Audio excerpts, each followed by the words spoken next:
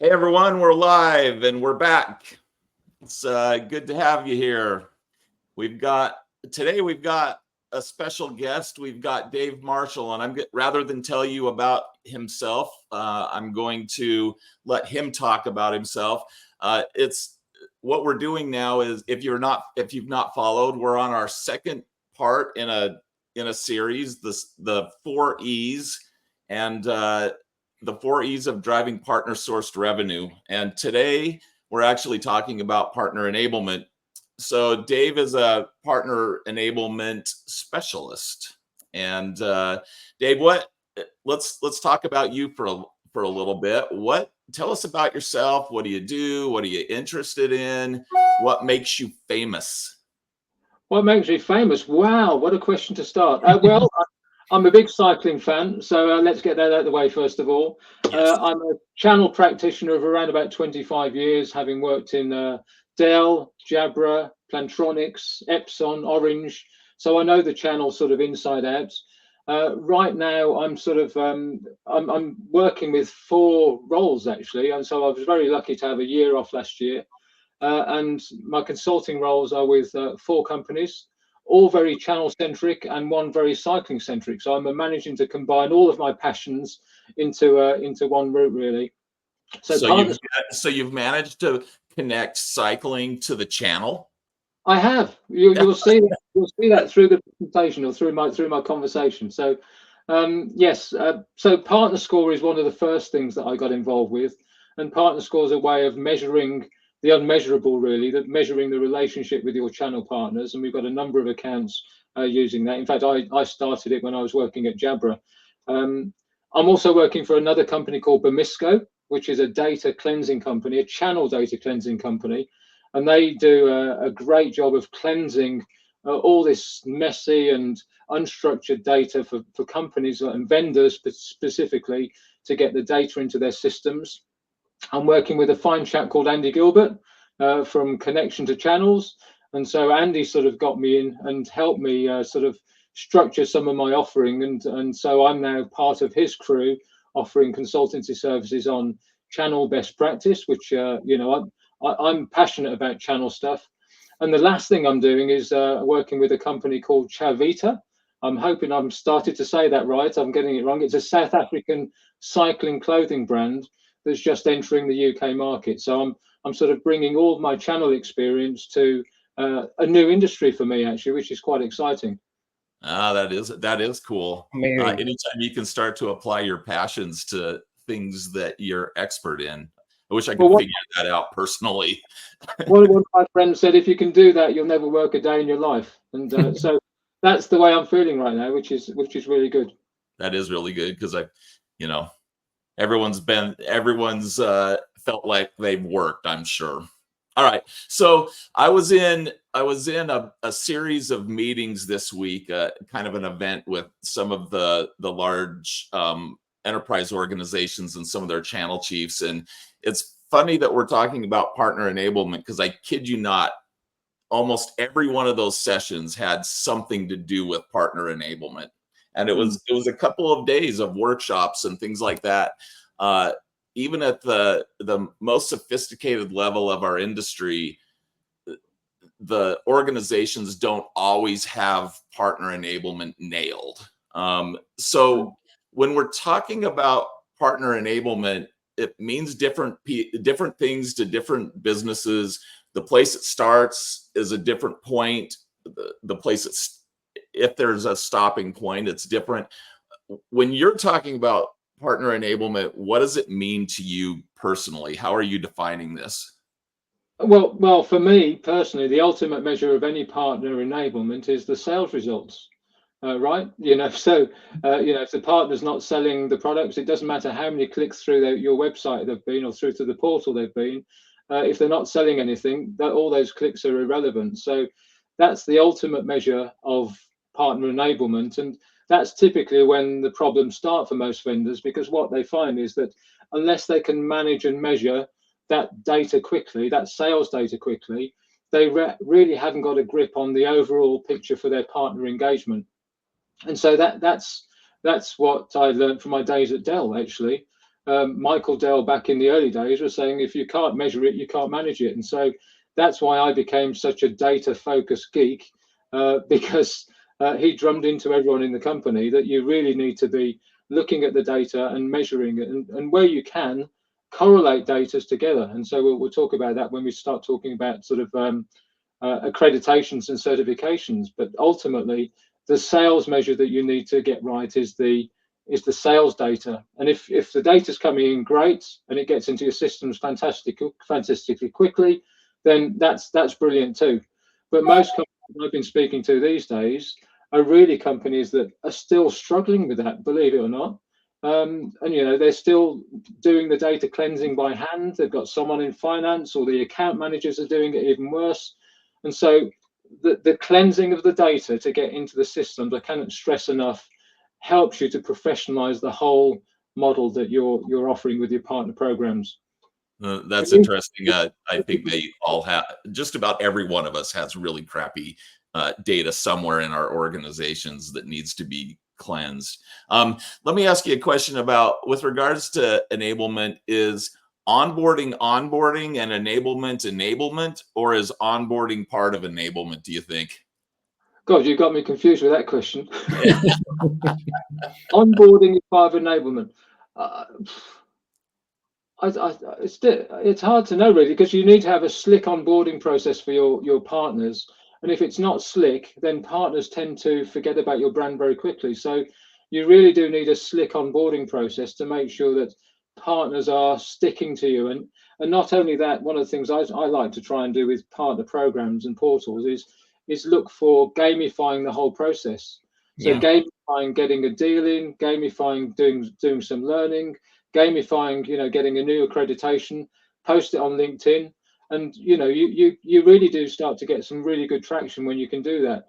So I don't know if that answered the question, Vaughan. It totally did. The conclusion I guess I've come to personally is that regardless of whether you're talking about onboarding or whether you're talking about partner enablement as a separate function, it's all really about trying to drive engagement. And when engagement's there, then the revenue typically follows. But if you're unengaged, then there's a lot of places along the journey that you can become unengaged, and that's really the biggest challenge. So when you enable partners, what can those enabled partners do for the vendors, the organizations that we all work for? What's the benefit to them? Are the benefits entirely revenue? Are they, are there non-revenue benefits? Talk a little bit about the benefit to being enabled. There are two types of benefits. There's the absolute revenue benefits. It's getting the feet on the street from the partner. So it's changing gears on your sort of sales operations process. The partner people aren't on your payroll, but there is a multiplier effect associated with all the activities they do. And so enabling those guys with great tools and great campaigns means that you're sort of really sweating the marketing asset and the marketing creation that you've gone and invested in. The second thing is they can be the ears and eyes of the marketplace. So they're looking at the marketplace all the time. An engaged program means that you're constantly getting feedback from those guys, and you can sort of tune your program based on what those people are saying. And the other thing that you can do is create experiences. I think we're all past the time where you can do an event and people turn up. You've got to create memorable experiences, whether it's vendors, whether it's the cycling industry. And just an example from the cycling industry I'll bring in. I'm recruiting brand champions at the moment for Chavita to bring us into the UK marketplace. And brand champions are coming from all walks of life. They're athletic, they're networked, they're commercial, they're social media savvy. They're really, really great people, but they also love cycling. And so they're going to be creating experiences for us and building a brand without a channel, in a way, in the UK marketplace. I love that idea, because we talk a lot about partner journeys, and when you hear that word journey, you often think of adventure, and it's, are we creating experiences? Is the partner journey all about the experience, or is it about the destination? I love that concept. That's very cool. Well, the experience, people remember the experience, don't they? How you made to feel by somebody. and by a brand. And so if you can keep those things in people's minds, they'll always remember, the barbecue they got from Plantronics.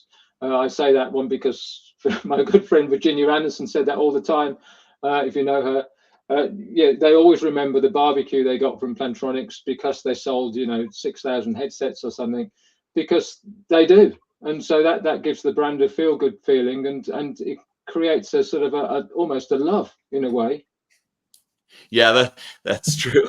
So on the flip side of the opportunity cost, I mean, we know that it's revenue. When they're not enabled, what happens? I mean, revenue is going to decrease. What are some consequences of just lack of good partner enablement?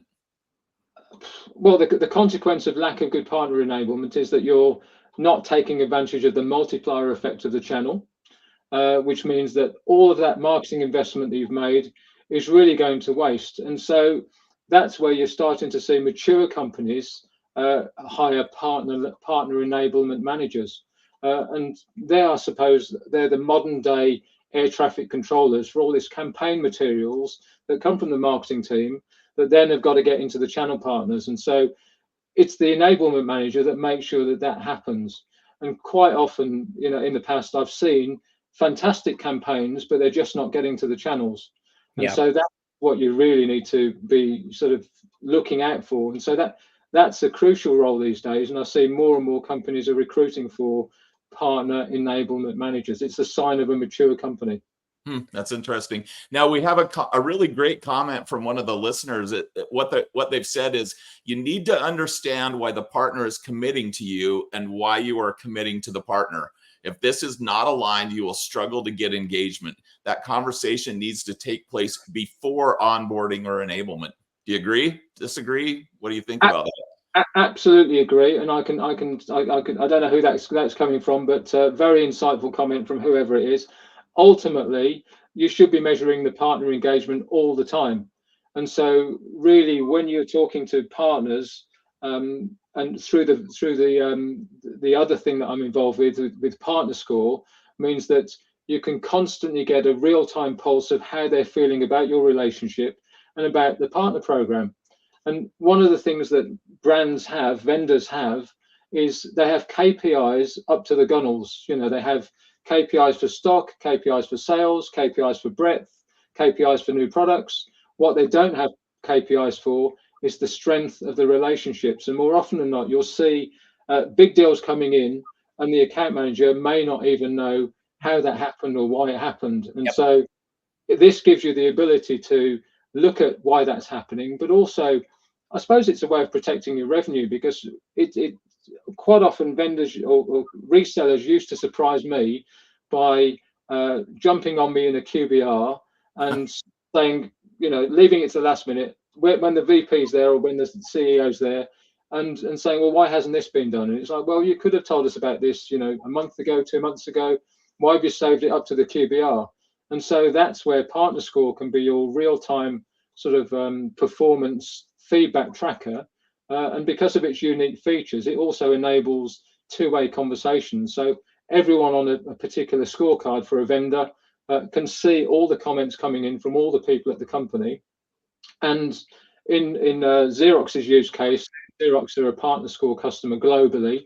They have one of their channel chiefs, or all their channel chiefs actually, looking at the Partner Score scorecard. So when some feedback comes in, they're pretty much onto it, and they use it routinely as part of their QBRs and MBRs as one of those metrics they always look at.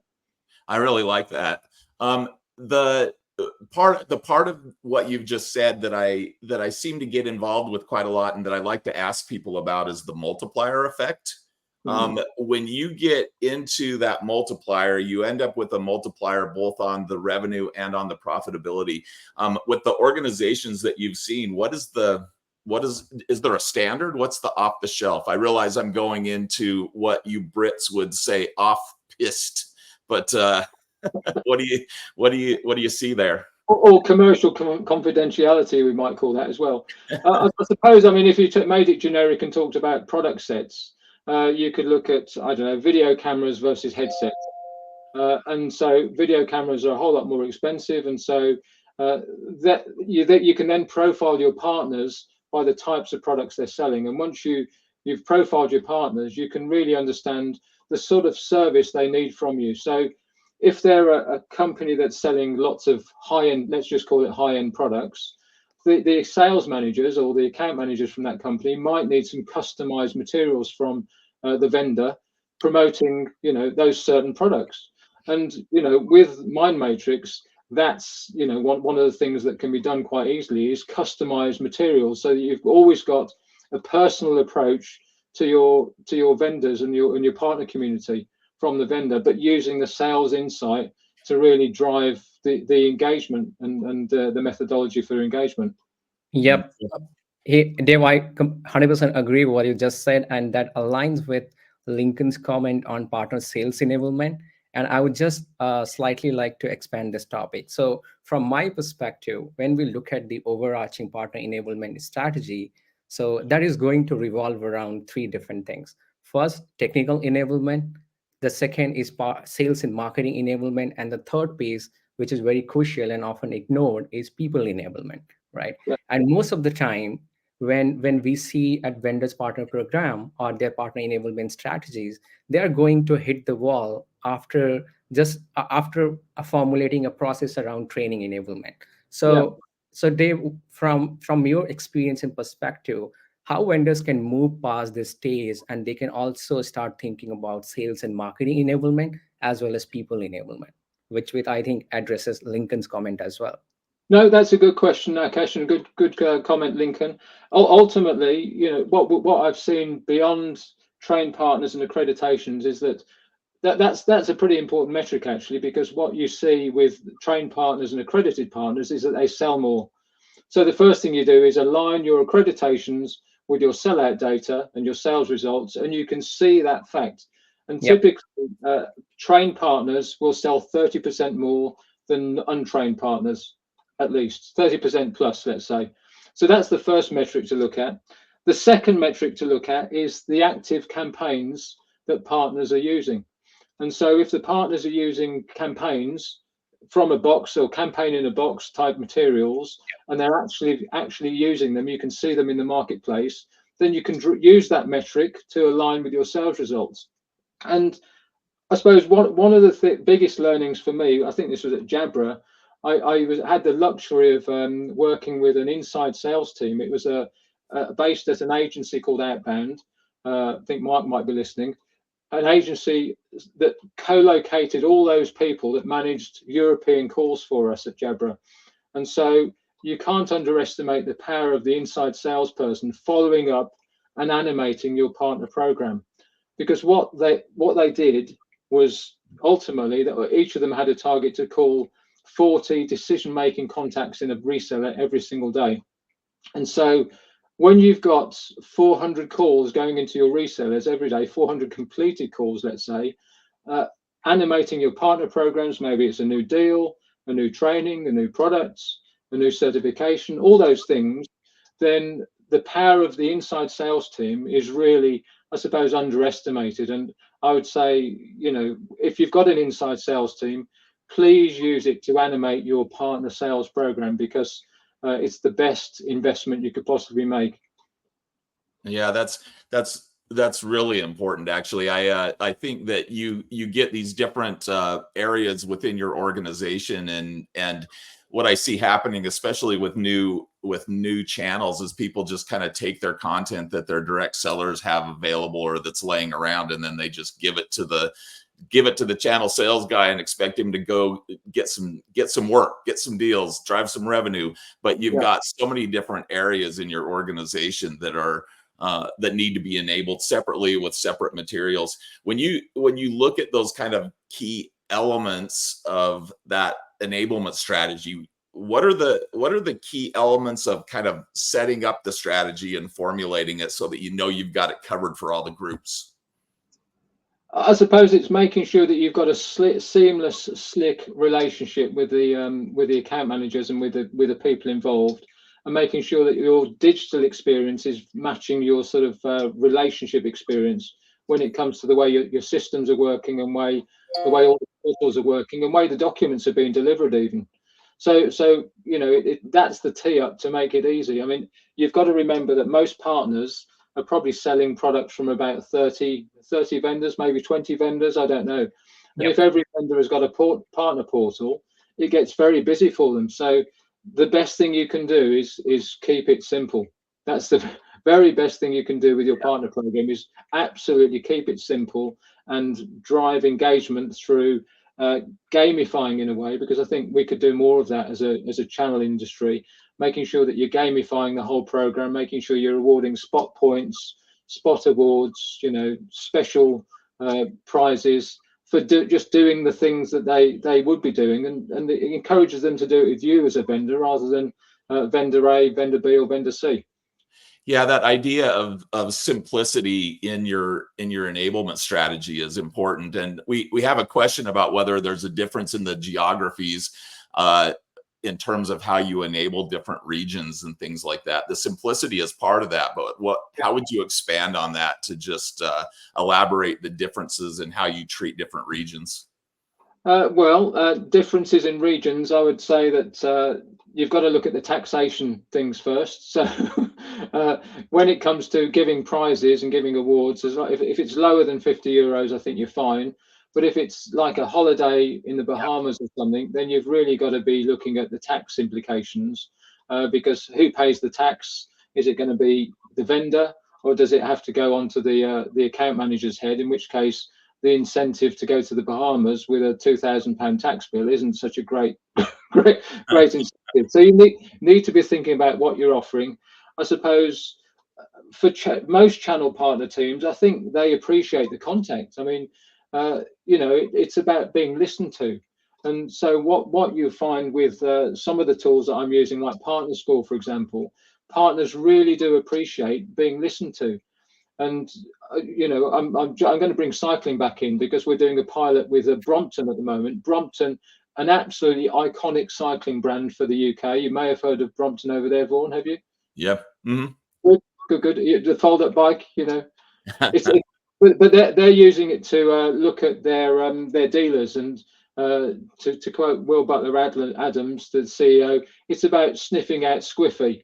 If anything smells a bit squiffy in their partner programs or in their dealers, then he wants to know about it. And, you know, he gets in early and makes sure he's doing that every single day. And so what I want to be looking to do is to try and expand Partner Score to other cycling companies, other big brands, you know, Trek, the Cannondales, the Cervelos, the Giants. They're all out there. They've all got a need for partner programs because they've all got resellers or dealers, as they're called. But it's the same principles that apply.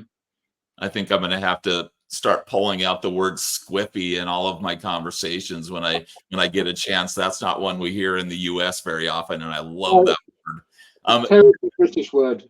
Hey, Vaughan, there are a few comments around tailored content and customization. So maybe I would just take a few moments to address that, because this is one of the great processes that vendors can build, because in a sea of information abundance, it is often difficult for partners to cut through the noise and find the right information.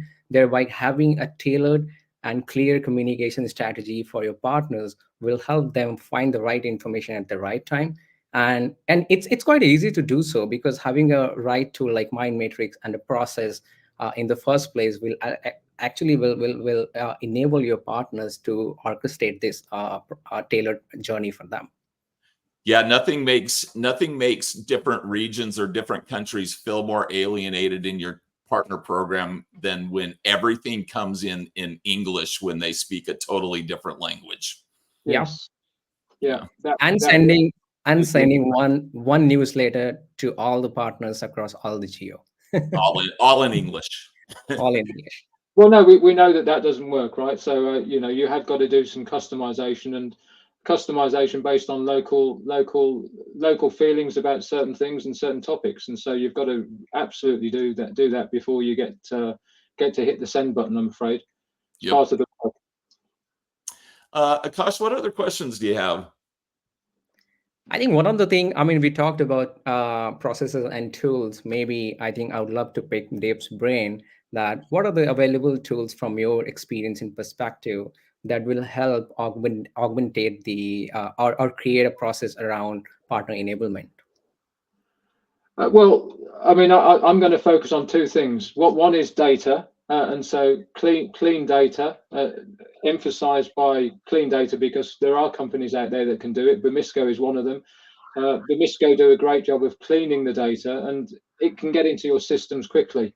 Once it gets into your systems quickly, I think that's when you find you're starting to make the partner decisions much quicker than you did before. Because if you're taking a week to process your own data, to clean your own data up, and then it's a week old, then really you're a week behind, 2 weeks behind even what's happened 2 weeks ago. And so you're not really making real-time decisions that affect your business.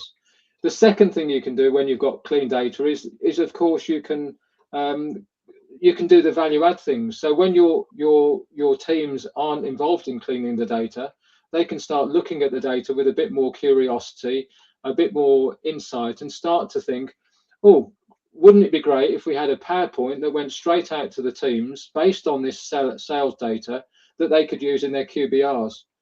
And I created such a thing several years ago, and I called it the boomerang report. And so as soon as the sales data comes in, it boomerangs a presentation to the account manager with insight based on all the sales results that they've delivered. And you know, that's the sort of value add that your partner teams can do if you're using the data properly and using companies that can make the data get into your system quicker. Yeah. The other thing, in the world of social media, people want immediate access, and it has to be synchronous, right?